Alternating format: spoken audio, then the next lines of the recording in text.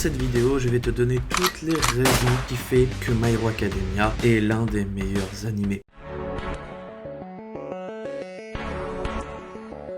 C'est le mélange d'action, d'émotion et de développement des personnages. MHA ne se contente pas des bastons spectaculaires. Chaque combat ou moment dramatique est souvent l'occasion de creuser les personnages, leurs doutes, leurs faiblesses, leurs motivations. On se soucie d'eux, cette balance entre action intense et introspection donne de la profondeur. Quand on voit par exemple des personnages comme All Might qui rétrogradent dans la hiérarchie des héros et on voit le développement derrière, c'est vraiment impressionnant. C'est un système de pouvoir d'alter original et bien conçu. Le monde des alters est riche, varié et créatif, même si les pouvoirs sont très différents entre eux, ils sont souvent utilisés intelligemment, exploitant à la fois les forces et les faiblesses. Cela permet des stratégies intéressantes, des confrontations équilibrées, et pas juste des power creep pour des power creep. Rêve, sacrifice, responsabilité, justice, ce que ça veut dire d'être un héros. Tout ça résonne. Le fait que le protagoniste, donc Deku, commence sans rien ou presque et doivent beaucoup travailler, échouer, se remettre en question, c'est ça qui rend le parcours inspirant et humain. C'est ce qui fait la beauté du shonen. Le héros principal est un raté en général, et par le travail, par l'abnégation, Sensei qui l'aura au fur et à mesure de l'aventure, il va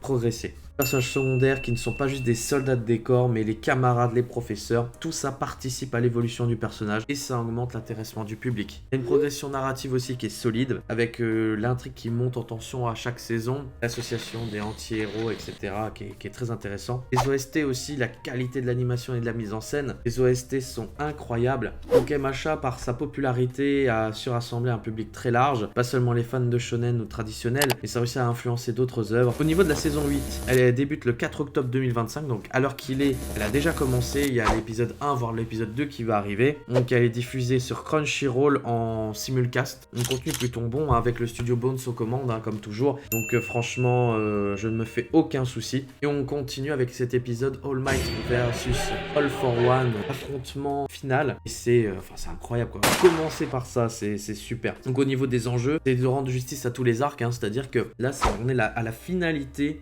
de MHA, il y a une complexité aussi morale. Les vilains ne sont pas seulement mauvais, ils ont une histoire, des traumas et surtout des motivations sociales. C'est ça qui différencie d'autres shonen, hein. On n'est pas là pour dire oh bah lui il est méchant, lui il est gentil. Il n'y a pas de ou tout blanc ou tout noir. Chacun bat pour ses intérêts, pour ses convictions et c'est ça qui est beau en fait. Il y a des rivalités, des amitiés et des mentorats qui forment une vraie dynamique. Il y a une innovation visuelle. Toutes ces raisons entre les moments forts, l'animation, les OST, complexité au niveau du scénario, des personnages, tout ça fait que MHA est pour moi, c'est l'un des meilleurs animés de tous les temps. C'était Daikan, prenez soin de vous et à bientôt.